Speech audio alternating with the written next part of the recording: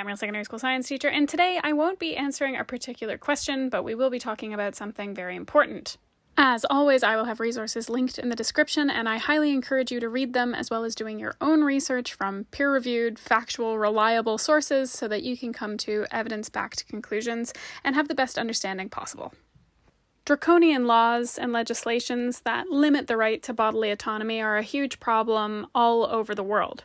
The fact of the matter is, the best way to prevent abortions is not to ban them. That doesn't stop them, it just makes them unsafe, but to provide comprehensive sex education and easy access to contraceptives and family planning. Recently, I had the opportunity to interview two individuals from Poland. Poland has had some long-standing issues with gender-based violence and homophobia. They didn't feel comfortable giving their answers out loud, so I had them write their responses to a couple of questions, and myself and a friend will be reading them out so that you can listen and get their perspective. I think when we're talking about these kinds of issues, it's really important that we prioritize the voices of those most affected and then draw evidence-based conclusions rooted in kindness, rooted in problem solving, and rooted in making the world a better place. How has life in Poland changed? What are your thoughts on the situation? A word safety no longer exists for protesters, but especially for women in Poland. That's the most heartbreaking and soul-crushing resonance of the recent protests. We feel powerless, blue, and disregarded. Our voice reverberates abroad, but in our homeland, it's being shut down, baited. Women are furious. How long shall we fight until our corrupted government hears us? How many people will policemen oppress before they realize what this is all about?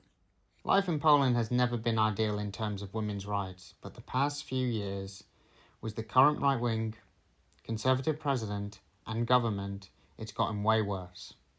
In the time of crisis, uncertainty and instability, they're using the traditional Polish Christian values instrumentally, as they know that this rhetoric applies to their supporters, frequently uneducated, elderly people from smaller towns and villages. The hatred and division in Poland has increased significantly due to the politics of fear deployed by the current government. A few years ago, they blamed the refugees. During summer presidential elections, they changed the demon into the LGBT+ community. Currently, abortion is the number one enemy, yet the tactic is still the same. I am ashamed, disgusted, frightened, and intimidated. I also feel, on the one hand, lucky I am away from Poland, yet simultaneously vulnerable and scared for my loved ones, female, non-binary, LGBT+ friends. As a Christian person, I am fed up with the Catholic ideology being imposed on people, and I hate the fact that the obvious facts have to be explained. Do you think this makes life unsafe for women in Poland? Absolutely, yes. We're rolling in the deep. It bloody hurts. Watching my country doing a milestone backwards is heart-wrenching, most notably if you look at our history. The government has recently changed its strategy into aggressive oppression by demanding officers who should protect us to fight with us by using excessive and inadequate violence. Undercover agents were beating up people during protests, attacking them with pepper spray and expandable batons. Some journalists and politicians were brutally treated too. Our human rights are being violated day by day. It's upsetting to have watched and to have experienced it. As always, this situation is the most dangerous for the poorest and the least privileged. Whilst women in better financial situations can always go to other countries if they need abortions, this is not an option for everyone. It has been commonly repeated during the protests that abortion bans does not eliminate the abortion. It just makes it less safe. Therefore, I 100% that this is a dangerous situation for women in Poland.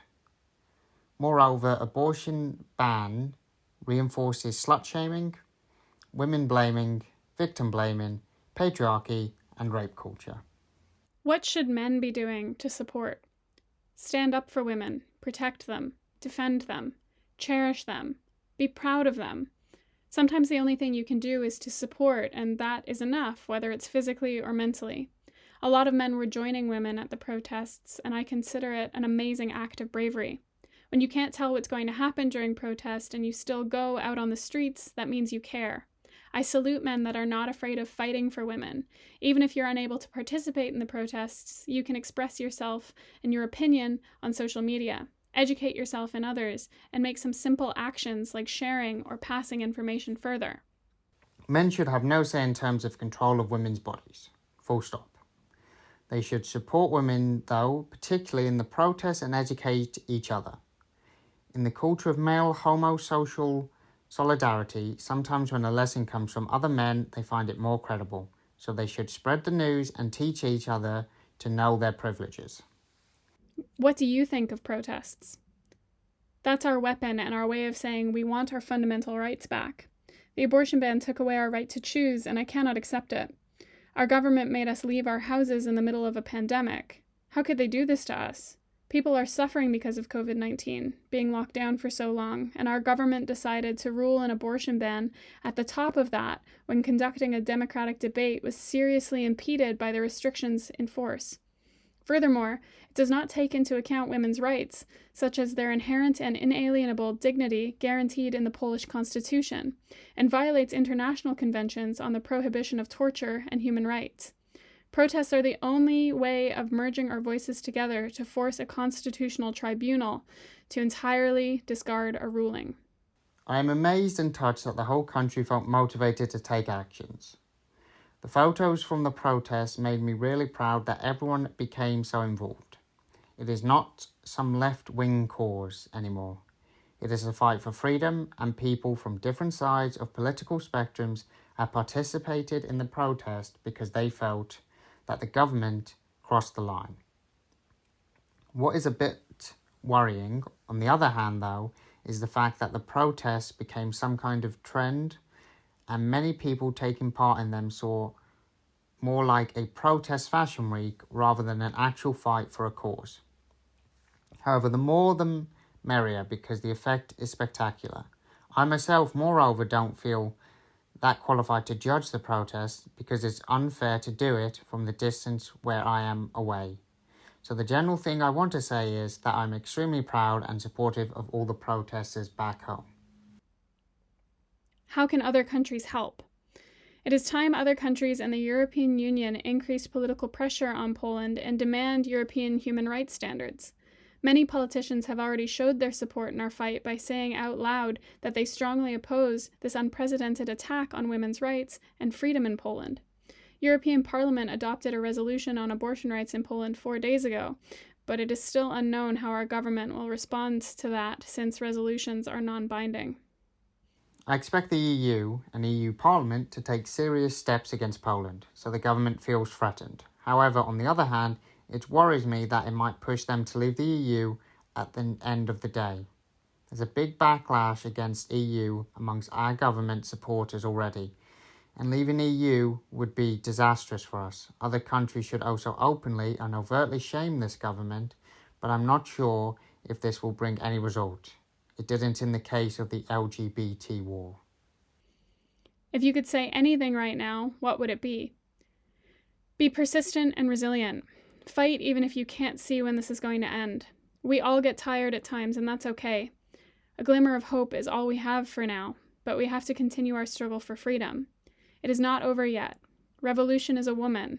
Welcome to matriarchy. I want to say that having a choice is a fundamental human right.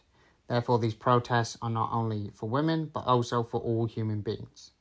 This is a human rights war. This is a fight for our freedom and democracy.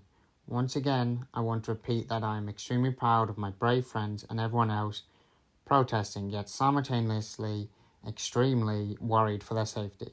My sister and her boyfriend, for example, have been attacked by Nazis on a way back from the protests because they saw their pro-abortion banner.